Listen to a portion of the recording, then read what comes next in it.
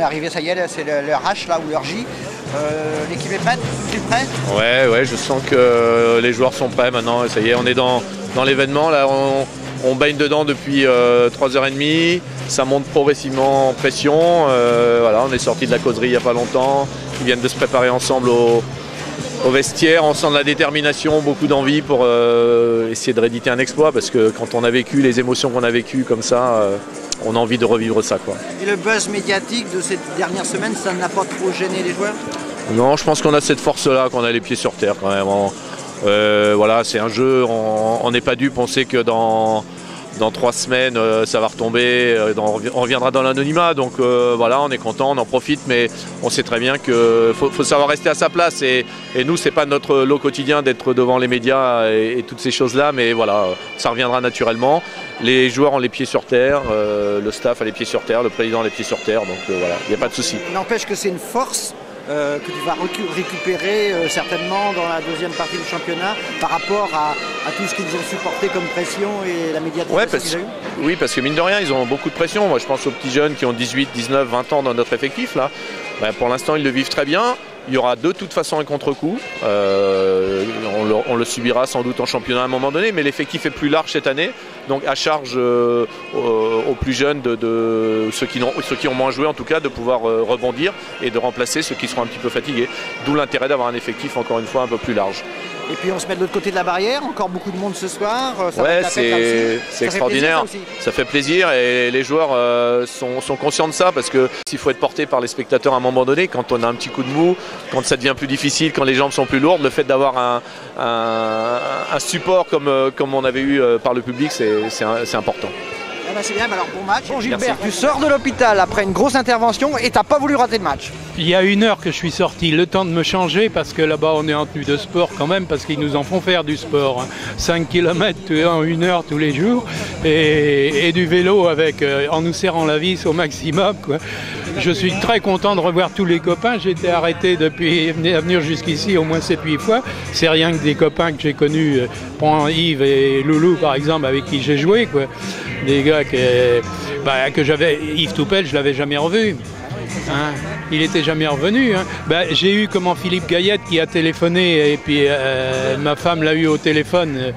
C'est pareil, mais enfin lui il ne pouvait pas être présent ce soir. Mais enfin j'espère qu'on va encore en voir d'autres des copains. C'est une occasion formidable de se retrouver. Hein. Il y a le match, mais il y a aussi tout l'entourage, je pense que... C'est le patron. Hein, il y a un match et puis il y a tout l'environnement. Exactement. La convivialité, c'est ce que j'allais te dire, quoi. Moi, pour rien au monde, j'aurais ce soir...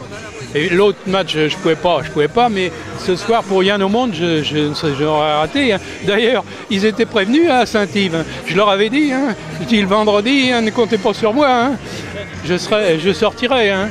Même, alors Guillaume, il s'est marré, puis il m'a dit, bon, allez, après le test d'effort, il m'a dit, bon, ce sera bon pour vendredi, hein, pas de problème. Rien de tel que retrouver le foot pour remettre un cœur en place. Exactement.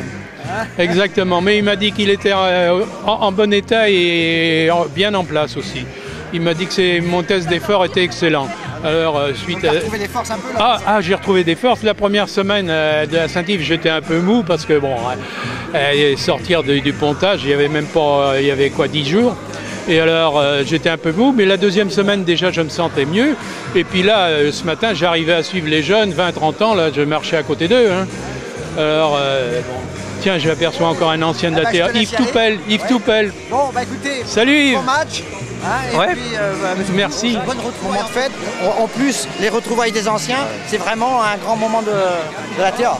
C'est un moment exceptionnel parce qu'ils nous ont transmis le flambeau. On a essayé de le porter le plus haut possible.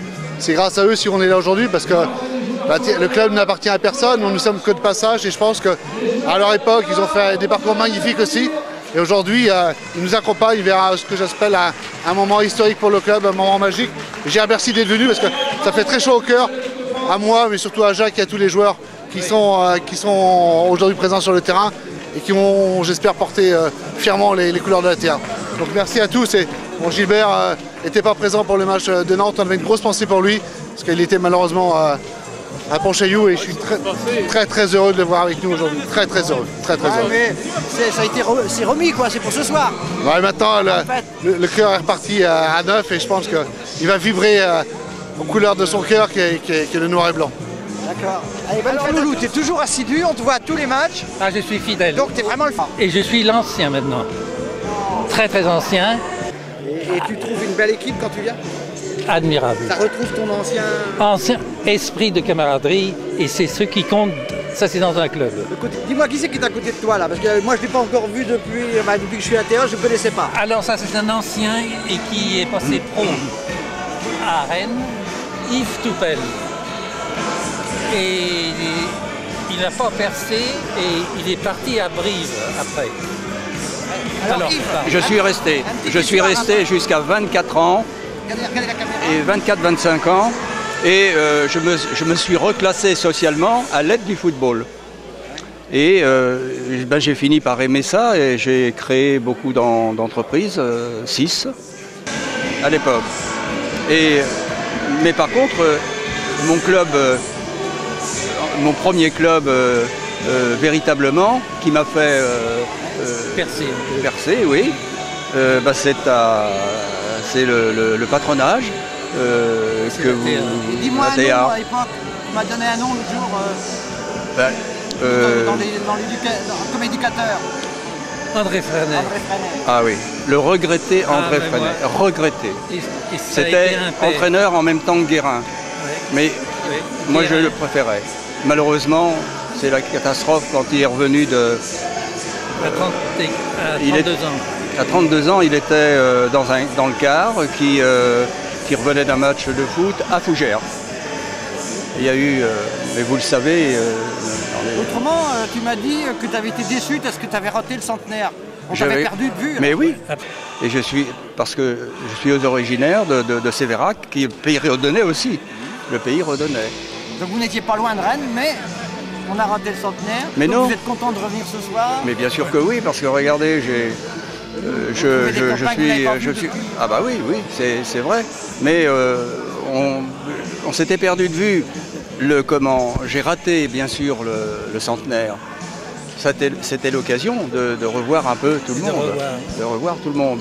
Alors que de l'autre côté, le centenaire du Stade Rennais, qui était un peu avant, je crois. Oui, 3 ou 4 ans avant. Oui, je suis allé parce qu'il y avait...